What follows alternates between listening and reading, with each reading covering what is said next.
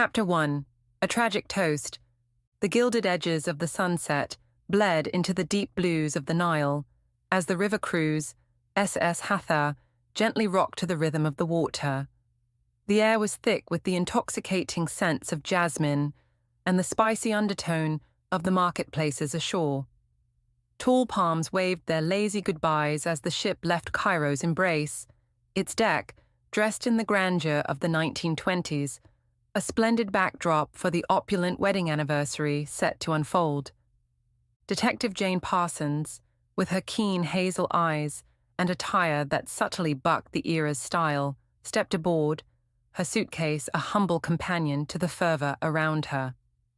The murmur of excited conversations, clinking glasses, and the subtle tuning of a band preparing for the evening's festivity reached her ears as she merged into the setting, an observer in her core despite being on vacation. The guest list read like a novel in itself. Dr. Simon Holloway, a name known well beyond academic circles for his work in medical research, and his wife, Lila, the enigmatic beauty and philanthropist, commanded the attention of the high society assembled on deck. Flutes of champagne circulated, buoyed by hands adorned in jewels and the hope of an unforgettable night. Carlo Bellini, whose flamboyant charm was only magnified by his reputation as a formidable film director, was vivid against the backdrop of more conservatively dressed guests. His laughter reached Jane's ears as she took discreet notes of the dynamic he shared with Lila, shimmering in a gown that hugged her figure like moonlight on the Nile. A woman of striking resemblance to Lila, albeit with a sharper edge to her smile and a fire in her eyes, caught Jane's attention. Ava, the twin sister, an embodiment of sibling rivalry, perhaps too profound to be benign. Their exchange, a blend of forced smiles and stiff hugs, spoke volumes to the trained eye. Amidst them wandered Amir Zahed, his demeanor reserved, eyes flickering with the wisdom of the ancients, a living bridge between the present and the secrets of the past.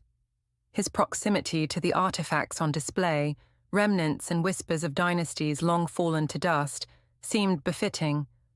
Elizabeth Marlowe, the novelist, with an aura of mystery akin to the subjects of her books, kept to the fringes. Her observations were made behind the veil of a smoky gaze, pen occasionally flicking to parchment, as if the scene unfolding was but another page in her stories. The evening promised revelry, and Jane, mingling yet apart, watched as Dr. Holloway toasted to love and eternal companionship, his eyes betraying a flicker of something less tender, distraction perhaps, or a concealed dread.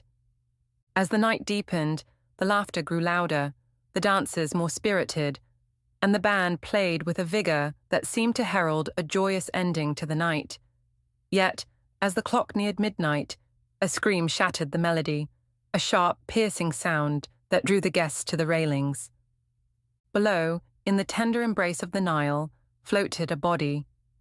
Dr. Holloway's face, from ashen to pale, spoke of shock, but lacked the despair of a bereft lover. Lila Holloway, the luminous wife and half of the evening's celebrated union, was dead. The ship, a vessel of joy mere moments ago, transformed under the weight of tragedy. Captain Shabazz, a man whose pride in his ship was now overshadowed by the grim task at hand, notified the Egyptian authorities, trying to remain calm. Jane took to her role with a somber resolve, examining the scene, her mind cataloguing details with the precision of a seasoned detective. The absence of Dr. Holloway's distress was peculiar. His inquiries about missing papers pertaining to his research amidst the commotion seemed eerily out of place. As the ship returned to Cairo, under the starlit guidance of the ancient river gods, Jane Parsons knew that every passenger on the cruise was now a possible suspect. Chapter 2. Masks and Murmurs. Within the polished wooden walls of the steamship's library, grief, or something that wore its mask, settled heavily around Dr. Simon Holloway. His hands, a surgeon's tools, now listlessly turned the pages of a medical journal, his eyes barely registering the text. Jane observed him from the threshold before clearing her throat softly. The doctor looked up, his expression momentarily unreadable, before settling into the lines of polite inquiry. "Dr. Holloway, may I have a moment of your time?" Jane asked, keeping her tone neutral. "Of course, Detective Parsons," he replied, gesturing to the chair opposite him. "Please, sit." Jane took the seat, her mind sorting through the tumult of the previous night's events. The discovery of Lila Holloway's body had cast a grim shadow over the cruise, turning festivities into whispered conjectures. However, Simon's next words caught her slightly off guard. "I understand you'll want to discuss my wife," he began, his tone clinical, detached. "I presume this is standard procedure." "Yes, it is," Jane confirmed. "I need to collect details from everyone who last saw her."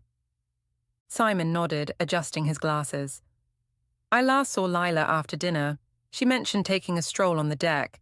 That was the last conversation we had." "And your thoughts on her mood last night? Anything unusual?" He paused, a furrow briefly creasing his brow. "Not particularly. She seemed her usual self. Happy, I suppose, given the celebration." Jane noted the hesitance, the clinical dissection of his wife's emotional state. "You suppose?" "There were times," Dr. Holloway continued, his gaze drifting towards the window, "when her happiness seemed more an act for the benefit of others. But last night, no shadows clouded her manner." Jane's instincts told her otherwise. The inquest into human emotion was often her most valuable tool, and Simon's responses were curiously hollow. "Was there anything troubling her recently? Any disagreements or unusual behaviors?" Simon hesitated, then closed his journal with a soft thud. "Detective, if you are insinuating—" "Just routine questions, Dr. Holloway," Jane interjected smoothly. "Anything you think might help." He sighed, the facade of patience thinning. "There was nothing. Our marriage was stable, respectable." "Respectable, perhaps," Jane suggested gently. "But was it affectionate?" A shadow passed over Simon's face. "Affection is of various kinds, Detective. We respected each other immensely. That was our affection." She leaned back, processing his words when a knock at the door drew their attention. It was Ava, Lila's twin sister, her eyes red-rimmed, her posture taut with barely contained emotions. "Simon, I didn't realize you were occupied," Ava stuttered, noticing Jane. "Please, Ava, come in," Simon said, with a flicker of warmth that had been absent in his conversation about Lila.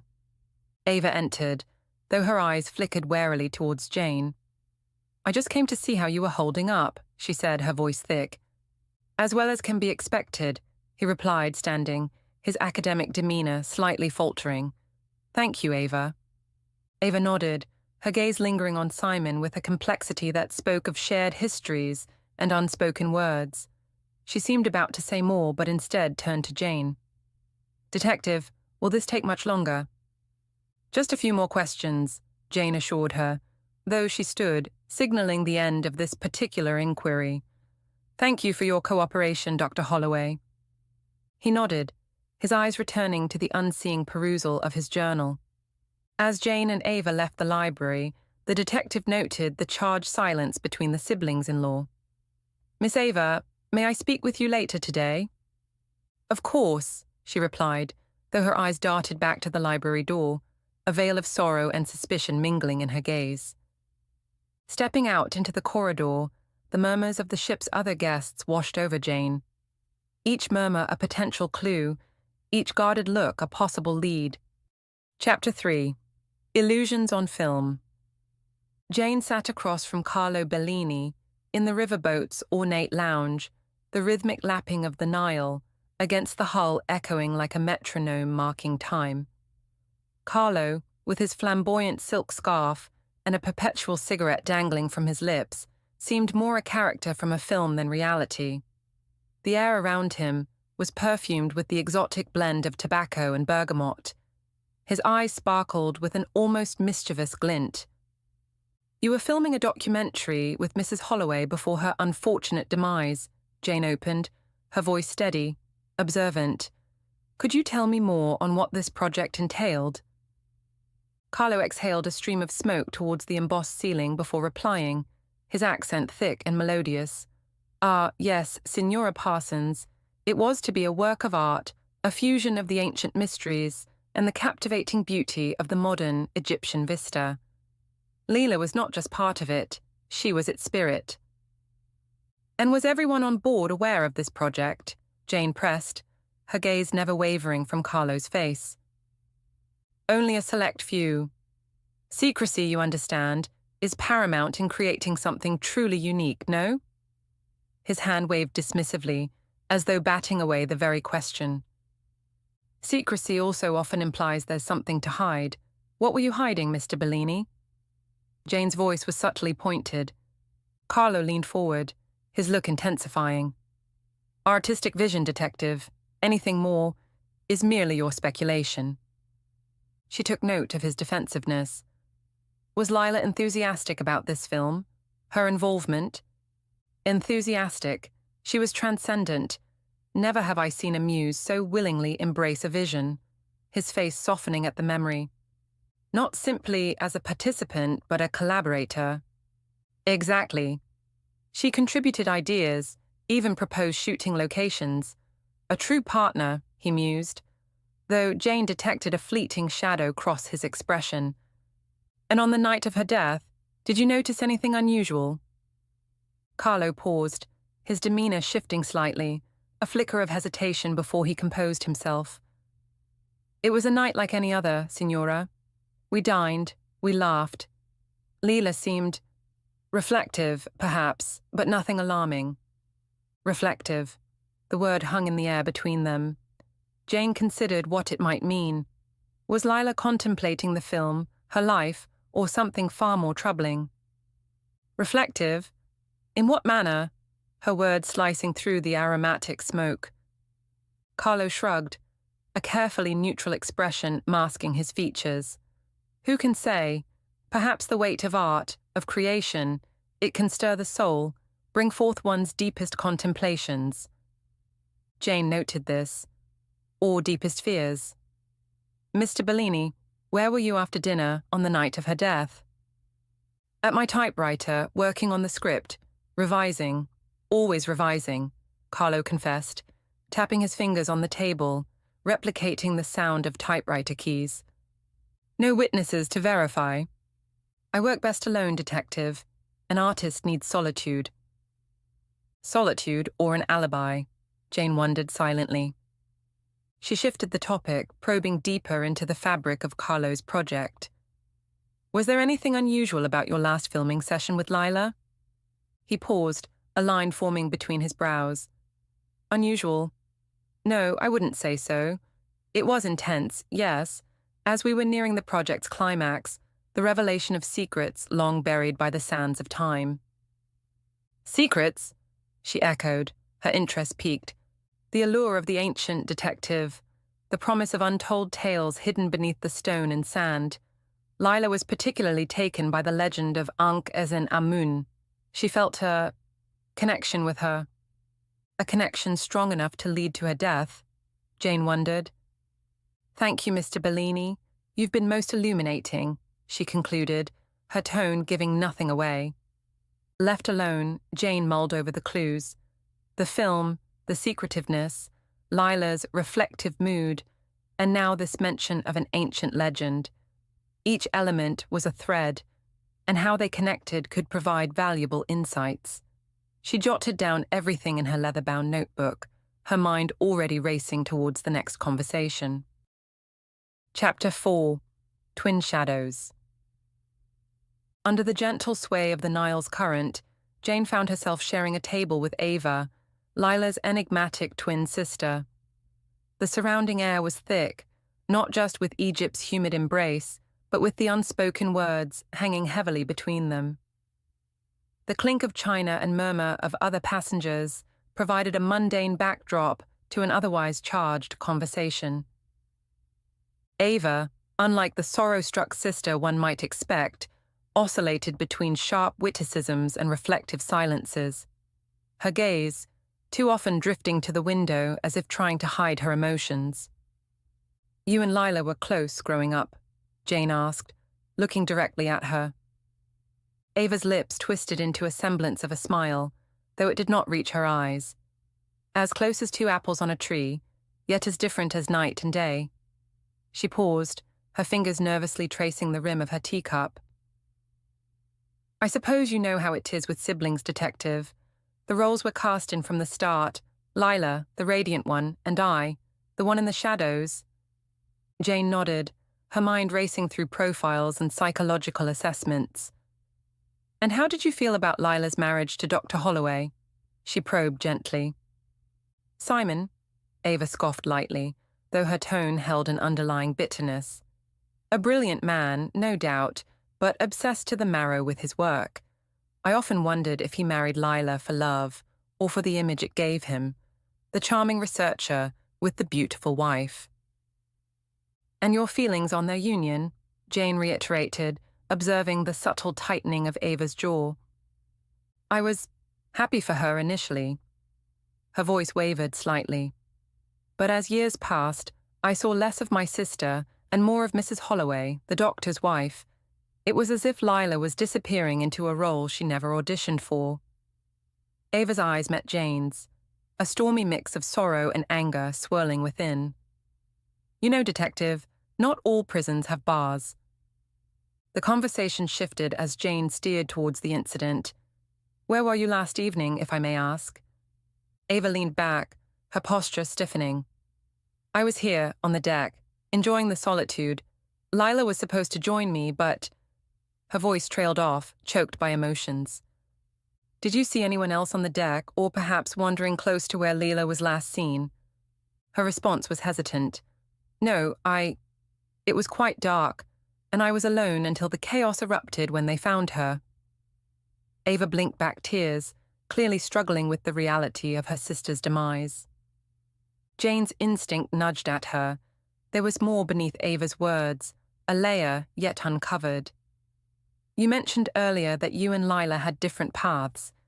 Did it ever cause any disagreements between you?" "It's natural for siblings, isn't it?" Ava's defensive tone rose slightly, "but nothing serious enough to harbor ill will." "Just regular sisterly spats, then?" Jane pressed lightly, watching as Ava's fingers clenched into a fist, then relaxed. "Yes, just spats," Ava murmured, almost to herself. As Jane digested her words, she considered the peculiar dynamics of twin relationships, the psychological interdependence, and the rivalry that Ava hinted at. "Thank you for sharing, Miss Ava. It must be a difficult time for you," Jane concluded, standing to leave. But as she turned, Ava's voice stopped her. "Detective, we both know you're here to untangle this mess," she said, her tone suddenly steely. "Just remember, not all truths are freeing. Some are better off sunk at the bottom of the Nile." With that cryptic parting whisper, Ava turned her gaze back to the window, to the dark waters that had claimed her sister. Chapter 5. Whispers of the Past. As the sun dipped below the horizon, casting elongated shadows along the Nile's ripples, Detective Jane Parsons found herself seated across from Amir Zahed, the Egyptian passenger. Amir, whose deep-set eyes seemed perpetually fixed in a thoughtful gaze, sipped his black coffee before setting the cup down with a soft clink against the saucer. "Detective Parsons," he began, his voice a blend of warmth and caution, "what you are about to hear may sound like the ramblings of an old man lost in the myths of his country. However, I assure you, the artifact found with Mrs. Holloway is no ordinary piece." Jane, her notebook open and ready, nodded for him to continue. "It pertains to the legend of Neferkaptar," he said, leaning forward, the overhead light casting his face in dramatic relief. "He was a prince obsessed with finding the Book of Thoth, believing it held secrets to manipulating the laws of nature and even conquering death itself." Jane scribbled notes, her mind racing to connect the dots. And the artifact, she probed. Amir clasped his hands together, his fingers pale against the dark wood of the table. It is said to be a key, a hieratic scroll inscribed with directions to the hidden chamber where Neferkeptah finally entombed himself with the book. Anyone possessing it— His voice trailed off, fraught with the weight of implications. So, you're suggesting that Lila Holloway might have stumbled upon this key? Asked Jane. Her tone was skeptical, yet intrigued. Precisely. Amir nodded gravely. Legends whisper of a curse that befalls anyone who disrupts the prince's eternal slumber. The curse of Neferkeptah is well known among those who harbor a passion for ancient curses and treasures.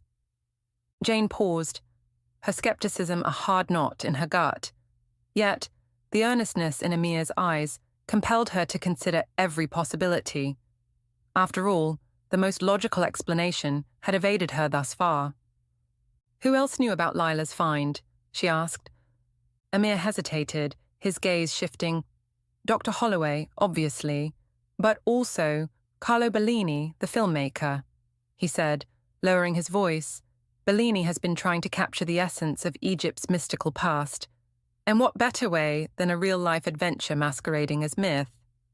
And what of Mrs. Holloway's sister, Ava? Could her envy have driven her to a more sinister confrontation over the artifact? Asked Jane. It is possible, Amir conceded. In my experience, greed and envy make people capable of deeds they would otherwise never contemplate. The conversation lingered on the edge of the supernatural and the all-too-human as Jane and Amir discussed motives, possibilities, and the dangerous allure of ancient artifacts. Before they parted, Amir handed Jane a well-worn copy of Legends of the Egyptian Gods. For your reference, he said with a somber smile. Long after Amir had retired to his quarters, Jane sat alone, the book open before her.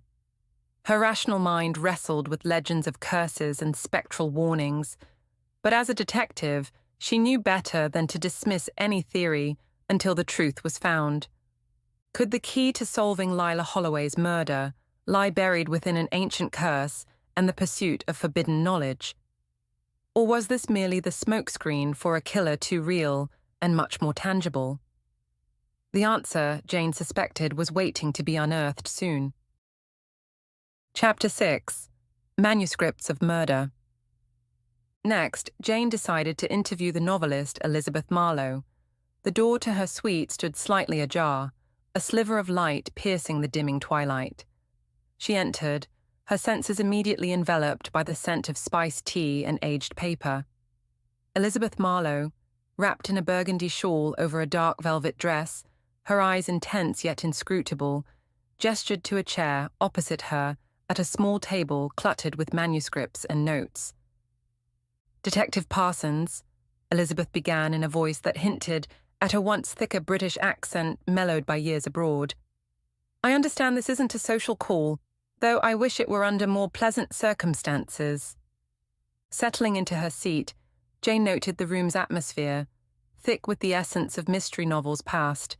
A typewriter sat in one corner, its keys glossy from use.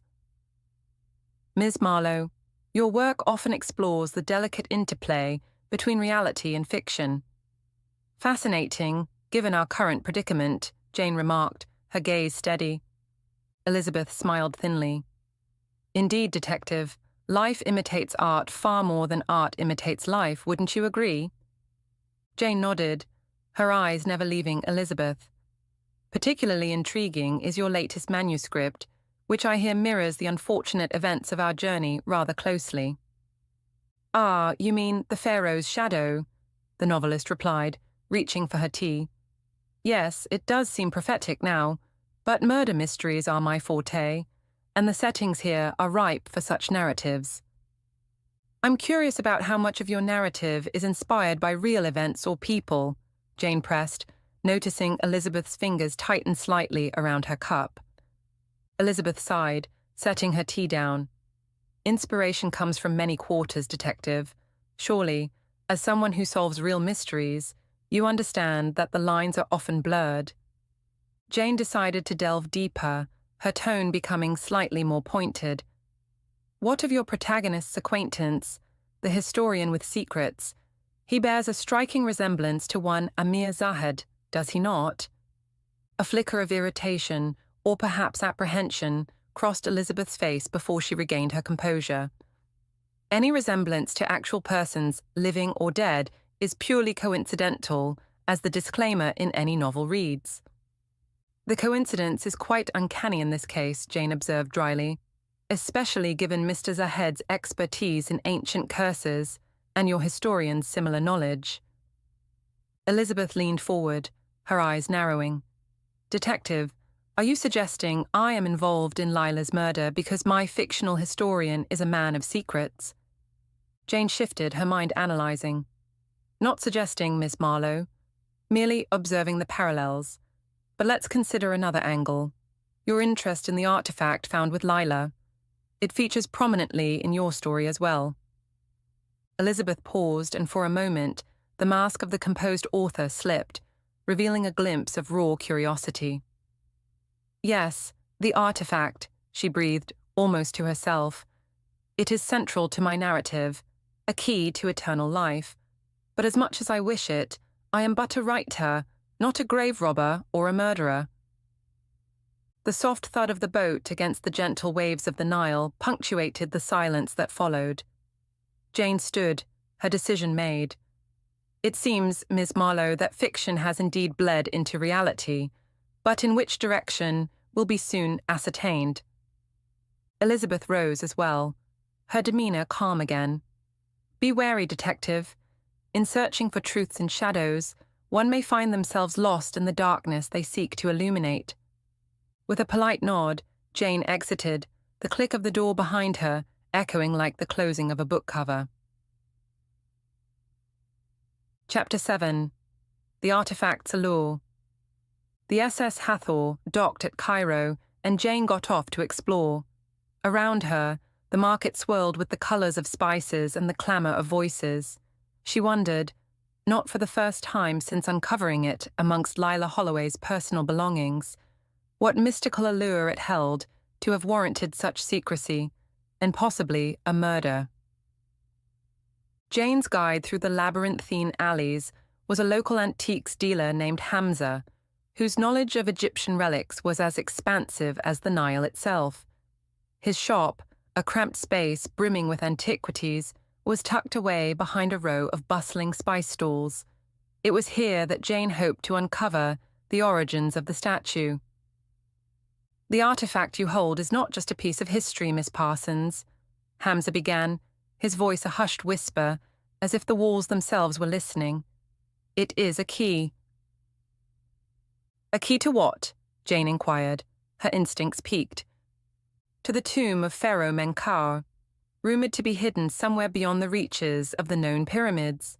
Legends speak of a chamber of life, a place that grants immortality to those who find it." Hamza's eyes gleamed, a mix of reverence and caution reflected in his gaze. Jane weighed Hamza's words carefully. Immortality.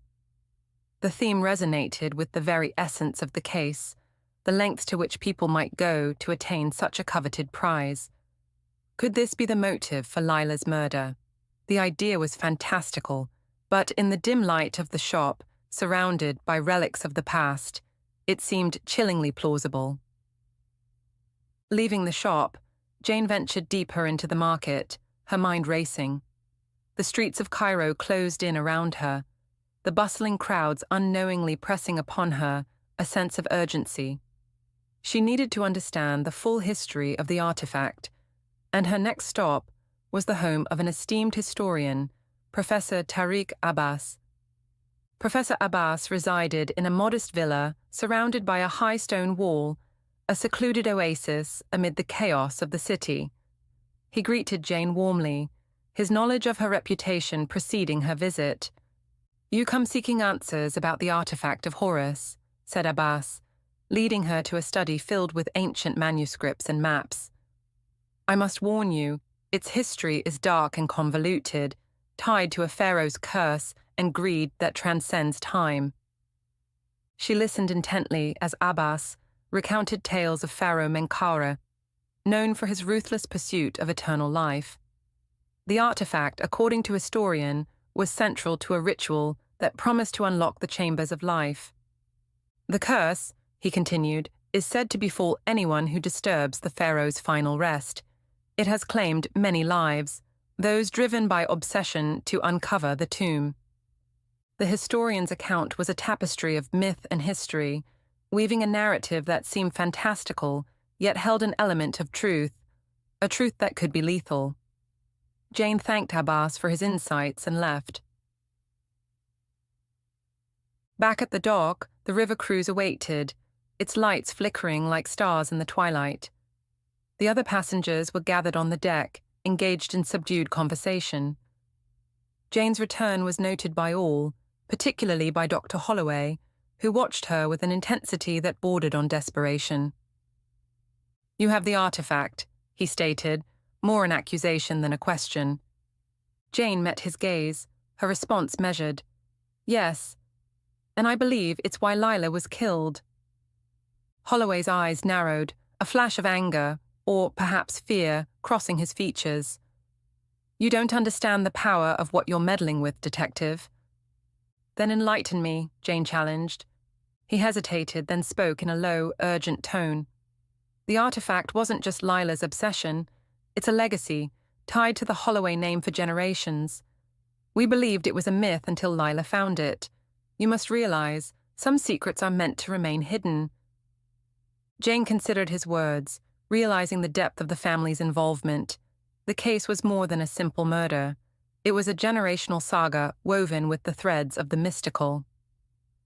As the night deepened, Jane retired to her cabin, her mind a whirlwind of curses, immortality, and hidden chambers. Tomorrow would bring her to Luxor, closer to the secrets of the ancient relic. Chapter 8. Echoes of Karnak.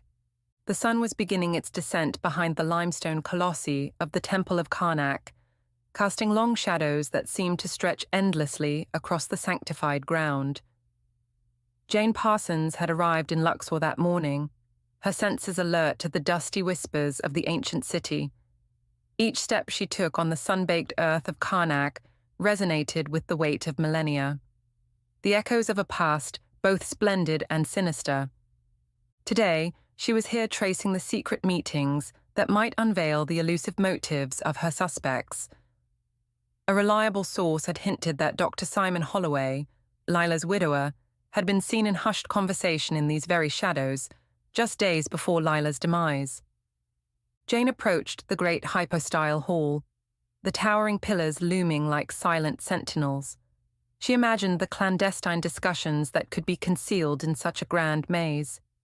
As she traversed the sacred site, her guide, a young man named Basim, who claimed descent from a long line of Karnak priests, narrated tales of the gods and pharaohs who once walked these corridors. His voice held a reverent tone, each story steeped in the gloried past. "To think," Basim said, pausing beneath the massive figure of Amun-Ra, "that these stones have witnessed the rise and fall of empires, yet they remain silent about the truths they hold." "Sometimes," Jane remarked, her gaze distant, "it's the silences that speak the loudest." The detective's contemplations were interrupted as a young boy rushed towards her, handing her a note. It was from Carlo Bellini, the charismatic director. "Meet me at the Eastern Gate. There's something you need to see." The message sounded urgent. Quickening her pace, Jane navigated through the temple complex towards the Eastern Gate. She found Bellini standing alone, his usual flamboyant demeanor subdued, a camera hanging from his neck. "Carlo, what is it?" Jane asked, her instincts tightening like a bowstring. Without a word, Bellini handed her a black and white photo. It was a recent picture, judging by the freshness of the print. The image showed Dr. Holloway and a figure Jane recognized as Amir Zahed, the Egyptian historian, standing close, engaged in what seemed a fervent exchange, obscured partially by the shadow of a massive pillar. "It was taken here many nights ago," Bellini said, his voice low.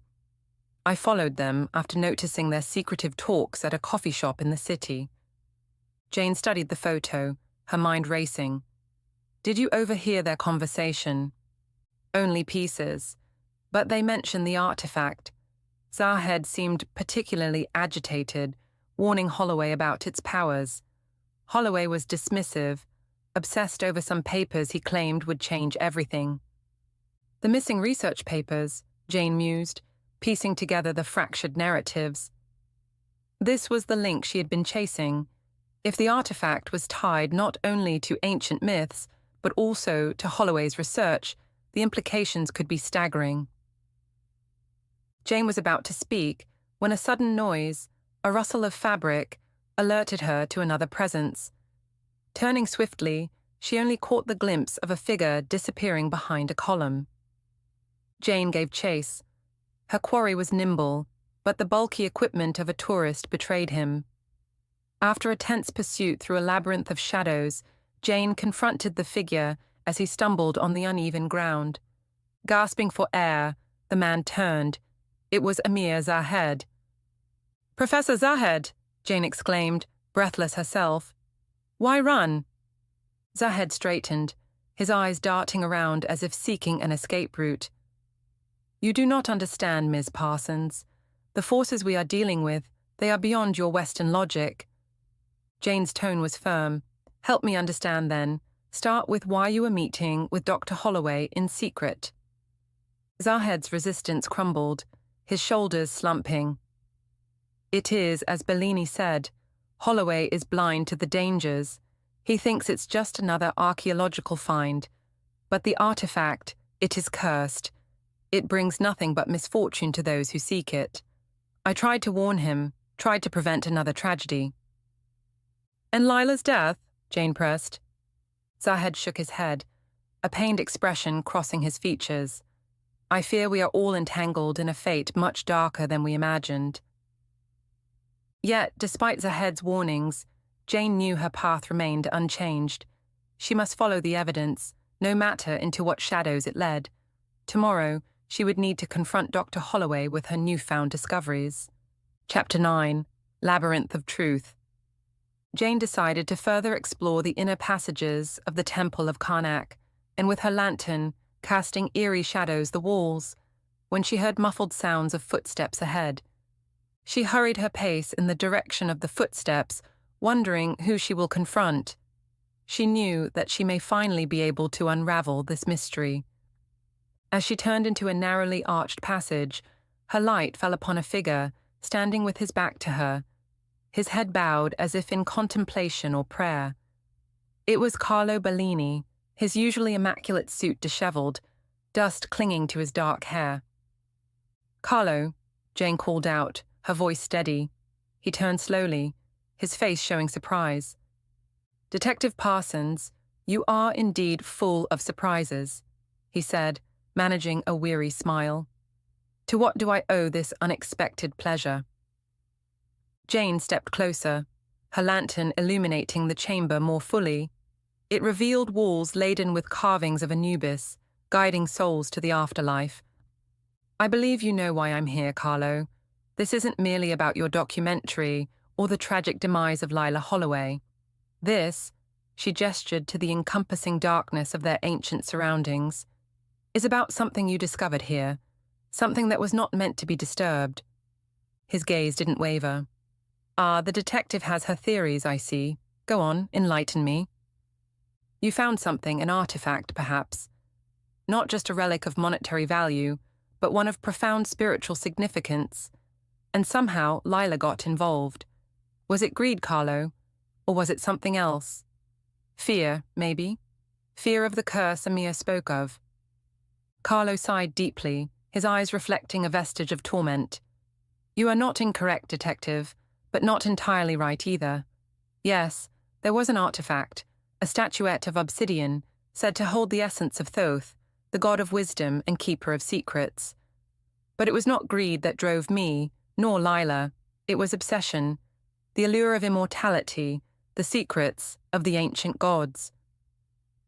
"An obsession that led to murder?" Jane pressed, her voice echoing slightly off the chamber walls. "Murder?" Carlo's laugh was hollow, echoing around them. "Do you think I killed Lila? No, detective. Lila was as hungry for the secrets as I was. She took the statuette, believing it would grant her insight, power even. I tried to warn her of the curse, of the danger. And yet it was your hands that... Jane hesitated, watching him closely. That pushed her into the Nile. Carlo completed her sentence, his face darkening. No, Jane. I found her, yes, by the riverbank, but she was already beyond saving. The curse, or perhaps her own folly. Her death was not by my hand. Jane scrutinized him. So, you think she died because of the statuette, because of this dig? Yes, Carlo admitted, his face somber. Our excavation stirred something ancient, something restless. Jane stepped closer. Where is the statuette now, Carlo? In the one place no one will ever look, and there it should remain. Some secrets are too dark, too potent to be unleashed upon the world again. And the research papers Dr. Holloway so desperately seeks, do they relate to this? She asked. Carlo nodded slightly. Yes, Simon Holloway's research could prove more dangerous than any curse of the pharaohs. His work, combined with the powers of the statuette, could bring about consequences we dare not dream. And you expect me to leave it all buried here? To walk away? Jane's voice was firm, resolute. Carlo stepped towards her, his expression earnest. Detective Parsons, I implore you, let the shadows lie. End this chase, for all our sakes. No, Mr. Bellini. My role is to bring light to the shadows, no matter how dark they are. That is my duty, my curse perhaps. And she secured her lantern and prepared to lead Carlo from the labyrinth. Chapter 10. Reflections in the Nile. Jane Parsons and Carlo Bellini walked back to the vintage river cruise ship. The right thing needs to be done, Mr. Bellini, she said, a somber look in her eyes. Mr. Bellini nodded. He admitted that, out of anger, he had pushed Lila, but he had never intended to kill her. Mr. Holloway's research had nothing to do with the ancient curse. It was just a myth, a lore. The mystery that had unraveled aboard this very ship had been like peeling back layers of an ancient papyrus scroll, each revelation more shocking than the last. The culprit would now be apprehended and await trial in Cairo. Jane thought of Leela, a woman whose life had danced like a delicate flame, only to be extinguished too soon. Turning her gaze from the water to the horizon, where the sun's final rays grasped at the fading day, Jane pondered the complex web of human desires she had untangled. The love, jealousy, ambition, and greed she had encountered echoed the timeless human dramas that the ancient lands of Egypt had witnessed throughout history. "What are you thinking about, Detective Parsons?" a voice inquired, pulling Jane from her reverie. She turned to see Amir Zahed approaching. In his company was an ease, a shared understanding carved from the trials they had endured together. "I was just reflecting on the case, the people involved, and how it all ties back to the history we stand upon," Jane replied, gesturing subtly to the land stretching beyond. Amir nodded, his eyes reflecting a depth of knowledge about his homeland. "Egypt has a way of revealing our true natures, doesn't it? Whether we seek its truths or its treasures, it demands a price," he commented thoughtfully. "Yes," Jane agreed. The conversation paused as they both took a moment to enjoy the serenity of the Nile. "Detective, if I may ask, what will you take back from this adventure?" Amir's question was tentative, almost cautious. Jane smiled slightly, her eyes narrowing as she formulated her thoughts. A reminder that every story has multiple layers, some seen, others veiled, and perhaps a renewed respect for the past and its continuous influence over our present. Also, the realization that, like the Nile, life carries on, indifferent to our struggles and victories. Amir smiled, appreciating her introspection. "And the artifact?" he inquired, referring to the relic that had started it all, now secured by the authorities. "It's just a piece of history now." "Yes, but history is alive as long as it is remembered and retold," Amir remarked, gazing into the horizon. "True," she conceded. And perhaps, in retelling, we give it new meanings, new powers. As the night began to cloak the sky, the stars blinked into existence, one after another, casting a soft glow on the Nile. Jane and Amir continued to talk, their conversation a blend of the philosophical and the trivial. Eventually, they bid each other good night, retreating to their respective quarters. Jane lay in bed, listening to the gentle lapping of the water against the ship. As sleep claimed her, Jane felt a sense of completion, but also of anticipation. For, like the Nile, she knew her journey was unending, constantly flowing towards new mysteries, new horizons. And for now, that was enough.